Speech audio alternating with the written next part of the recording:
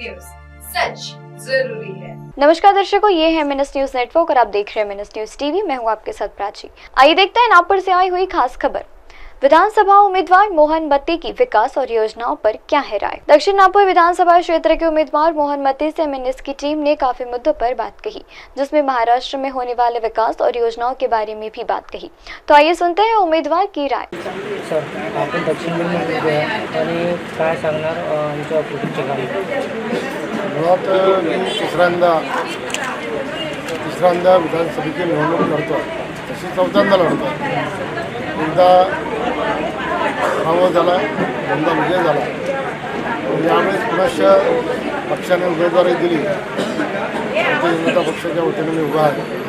खऱ्या अर्थानं मागच्या 2.5 वर्षात जे काही मी काम केलं, पहिल्यांदा तर मी 1999ला आमदार झालो, मग काही दिवस विजनवासात होतो। त्याच्यानंतर पुन्हा एकदा 19ला तिकीट मिळालं आणि 4013 मतांनी निवडून आलो। निवडून आल्यानंतर मी 2 दिवसांनंतर द्वारकेला वृंदावनला गेलो, तिकडनं मुंबईला गेलो आणि कोविड घेऊन परत नागपूरला आलो। त्याच्यानंतर 2 वर्ष आपल्या कोविडमध्ये गेले। कोविडच्या काळात या दक्षिण नागपूरच्या जनतेकरता तिने ॲम्ब्युलन्स घेतल्या। यावेळेस ॲम्ब्युलन्सची नितांत आवश्यकता होती, कारण प्रायव्हेट गाड्याला 10,000 रुपये, थोडा दूर लांब जायचे, 5 किलोमीटर हॉस्पिटलला जायचं तर 10,000 रुपये घ्यायचे। त्यावेळेस 3 ॲम्ब्युलन्स घेतला, ते निःशुल्क चालवलं। अनेक 15-20 हजार लोकांना किट्स दिल्या, जी गोरगरीब होती। त्यानंतर आपल्या इथे Covid centre 100 bedded Covid centre, ज्यावेळेस हॉस्पिटलमध्ये जागा नव्हती, त्यावेळेस जैन कलार समाजमध्ये कोविड सेंटर उघडलं। अन्नछत्र चालवलं। 55 दिवस दक्षिण नागपुरात मोठ्या प्रमाणात जे प्रवासी मजदूर होते किंवा जे बाहेरचे विद्यार्थी शिकायला येत होते किंवा अनेक असे लोक होते जे प्रायव्हेट काम करायचे, त्यांच्या खाण्यापिण्याची व्यवस्था लागत नव्हती, अशा लोकांकरता एक कम्युनिटी किचन उघडून संपूर्ण 40 सेंटरवर लोक अन्न घेऊन जायचे, तिथे वितरण करायचे। त्यानंतर राज्यातील शासन बदललं, महाविकास आघाडीच्या जागेवर माहितीचं सरकार आलं।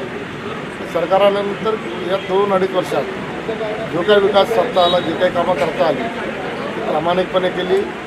खऱ्या अर्थानं प्रचंड मोठ्या प्रमाणात सिमेंट कॉन्क्रीटचे रस्ते, आउटर भागातला आउटर जे वार्ड आहे, आउटर जे प्रभाग आहे, तिथे मोठ्या प्रमाणात बनवले। त्याच्यानंतर इंदार प्रभागातही तिथे वर्क ऑर्डर झाले, तिथे कामाची आता सुरुवाती झाली। आणि त्याचबरोबर या इथे दक्षिण नागपुरात विद्यार्थ्यांना खेळण्याकरता जागा नाही, कारण तत्कालीन जे रस्ते होते त्यांच्या माध्यमातून, त्याच्या अधिकाऱ्यांच्या माध्यमातून सगळे रिवाईज प्लॅन टाकून सगळे भूखंड पूर्ण प्लॅट पडून घेतले, त्याच्यामुळे इथे जागाच नाही। अशा परिस्थितीत मुलांच्या खेळण्याकरता काही व्यवस्था म्हणून मी छत्रपती संभाजी महाराजांच्या नावावर इंडोर स्टेडियम, सकराजा तालुक्याच्या बाजूला जी जागा होती बॉलिवूड सेंटर पाहिजे, तिथे ते इंडोर स्टेडियम त्याच्याकरता 100 कोटी शासनाने दिले आहे। आणि ज्येष्ठ असो, विद्यार्थी असो किंवा बेरोजगार असो, याच्याकरता जे करता आलं ते करण्याचा मी प्रामाणिक प्रयत्न केला। आताच माझी एक नाशिकच्या कंपनीशी चर्चा झाली, एक फॅक्टरी ते इथे नागपुरात चालू करते आहे आणि त्याचं 1000 लोक काम करणार। त्या माझा मित्र असल्यामुळे त्यांनी म्हटलं ते 1000 लोक काम करेल, मॅक्झिमम तुझ्या मतदारसंघात येईल। त्याच्यामुळे बेरोजगारीचं संकट जे आहे युवकांना, तर ते कसं दूर होईल, म्हणजे महिला, विशेषतः महिला, मुलं, विद्यार्थी आणि राज्य शासनाच्या ज्या योजना आहे मुलींकरता मोफत शिक्षणाच्या, म्हणजे ते पदवी घेतपर्यंत तिला कुठलाही खर्च लागणार नाही, अशा प्रकारचा निर्णय राज्य शासनाने घेतला आहे। त्याच्यामुळं अशा सर्व एलिमेंट्स करता आपण जे काम करतो आहे ते मोठ्या प्रमाणात करतो आहे। आज लाडक्या बहिणीचे आपण 77,000 फॉर्म दक्षिण नागपुरात भरून घेतले। म्हणजे जे बहीण कुठे भांडे कोंडे करते, कुठे पोळ्या बनवते, कुठे काय कशाला येते, कामाला जाते, त्यांना 1500 रुपये मिळणार। अर्थात निवडणूक झाल्यानंतर त्यांना 2100 रुपये मिळते। एका सामान्य महिलेला माहीत आहे का 1500 रुपयाची किंमत काय? एखादी भांडेकोंडेवाली असते तर तिला 1500 जर असेच मिळत असतील तर तुमच्या आपल्या मुलाबाळांच्या भविष्यासाठी काही शिक्षणासाठी राखून ठेवेल, त्यांच्याकरता काहीतरी करेल, अशा प्रकारची अवस्था। त्याच्यामुळं युती शासनाने जे काही जनहिताचे निर्णय घेतले ते निर्णय इतके चांगले आहे।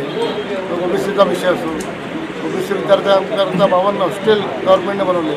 आजपर्यंत यांनी ओबीसी मंत्रालय बनवलं, परंतु एका विद्यार्थ्याला काही फायदा झाला नाही।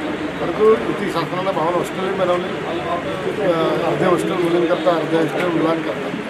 त्याच्यामुळे युती शासनाने जो काही सर्वसामान्यांकरता निर्णय घेतला, छोट्या छोट्या समाजाचे एक वैधानिक मंडळ बनवले, त्या मंडळावर त्यांना काही निधी दिला आणि त्या निधीच्या माध्यमातून तो समाज कसा डेव्हलप होईल याबाबतची चिंताही राज्य सरकारने केली आहे. त्याच्यामुळे येणाऱ्या काळात माहिती जे शासन आहे हे अपरिहार्य आहे आणि त्याच्यानंतर छोट्या छोट्या समाजाला सोबत जोडून एक संघटित भारत आणि सुशिक्षित भारताचं निर्माण माननीय मोदींच्या नेतृत्वात नक्कीच होणार आहे. आज आपण पाहतोय की ज्या पद्धतीनं सगळीकडे एक चांगलं वातावरण आहे, निश्चितच आमच्या सगळ्यांच्या संख्या जरुरी नीतीने जिल्हा आहे. छोटासा मुद्दा असा आहे की आपण महागाई आजच वाढत चालली का महागाई? म्हणजे काँग्रेसच्या काळात महागाई वाढली नाही का? म्हणजे मला असं वाटतं मी लहान होतो 100-125 रुपये तोळा सोनं होतं, बरोबर ना? आता 75,000 रुपये तोळा सोनं. महागाई वाढली तर लोकांना इन्कमही वाढली आहे ना, तुम्ही ते का गृहीत धरत नाही. शेवटी महागाई आपल्याच देशात आहे का? म्हणजे पाकिस्तानसारख्या देशात अशी अवस्था आहे ते तोडायला महत्त्वाचं आहे. आपण तर खाऊन पिऊन सुखी आहोत. शेवटी महागाई जरी वाढली परंतु देशाच्या सुरक्षेकरता शासनाच्या वतीनं केंद्राच्या वतीनं जे काही त्यांना आज सुविधा मोबदला केल्या त्या लोकांना, कुठेतरी तुम्हाला याची काळजी घेणं आवश्यक आहे. देशात या पद्धतीचा आतंकवाद होता, कुणी यायचं, कुणाला ठोकायचं, कुणाला गोळ्या घालायच्या. आज ती स्थिती राहिली नाही. नेहमी भाऊ सोडवायचे, ती स्थिती राहिली का?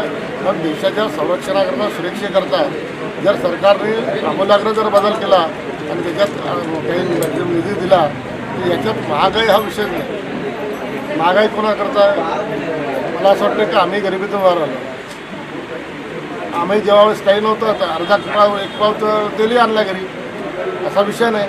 तो विषय आज नाही. परंतु महागाईच्या नावावर हे कोण जसं ते अबकी बार 400 बारचा विषय झाला तर संविधान बदलण्यावरती भाजप तो नेगेटिव्ह जसा फिक्स केला तसा आता ते तुम्हाला 1500 रुपये ते देत आहे, परंतु महागाई वाढली आहे. कन्फ्यूज करण्याचा धंदा काँग्रेसने केला. अच्छा, काँग्रेसने काय केलं? पुन्हा समाजासाठी काय केलं? पुन्हा आज मी सांगतो, डॉक्टर बाबासाहेब आंबेडकरांना भारतरत्न कोणी दिलं? त्यांनी दिलं. 2 वेळा कोणी पाडलं? म्हणजे खऱ्या अर्थानं जो आज बौद्धिक समाज आहे त्या बौद्धिक समाजाला माझी विनंती आहे की ज्या व्यक्तीने बाबासाहेबांना कधी आदरच केला नाही त्या पक्षाच्या मागे कशाला जातात. त्याच्यामुळं आज अशी स्थिती आहे. सर्व समाजाच्या लक्षात आलं आणि सर्व समाजाच्या लक्षात आल्यामुळे हे फक्त भांडण लावू शकते, नेगेटिव्ह व्हायला होऊ शकते, पण हे कुणाचा विकास होऊ शकत नाही, साध्य करू शकत नाही.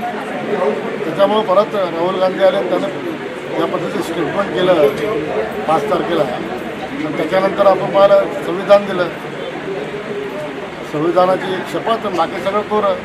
म्हणजे हे धंदे करणाऱ्यांना जनता आता समजली. जनतेला माहीत आहे का कुणाला करायचं आणि कुणाला नाही. 20 तारखेला इलेक्शन आहे, त्याबद्दल जनताला मेसेज होणार? जनता समजदार आहे. जनतेला माहीत आहे की आम्हाला 65-70 वर्ष त्यांनी काय दिलं, भाजपने आपल्या 10 वर्षाच्या कार्यकाळात काय दिलं हे जनतेला पूर्ण माहीत आहे. आता काही ते लोक राहिले नाही. दिसला पंजा का महाराष्ट्र. लोक आज समजदार आहे, शिक्षित आहे आणि त्याला कळते आपलं भलं कशात आणि भलं कशात नाही. त्याच्यामुळे येणाऱ्या काळात ते भारतीय जनता पक्षाच्या कमळ चिन्हावर, शिवसेनेच्या धनुष्यबाण चिन्हावर, राष्ट्रवादीच्या घड्याळ चिन्हावर पूर्ण महाराष्ट्रात फक्त मारणार. 100%. कैमरामैन उदय जी के साथ प्राची की न्यूज़ MNS न्यूज़ टीवी के साथ। हाय हेलो नमस्कार, मैं हूं पंकज विष्णु और आप देख रहे हैं MNS न्यूज़। आप देख रहे हैं MNS न्यूज, सच जरूरी है।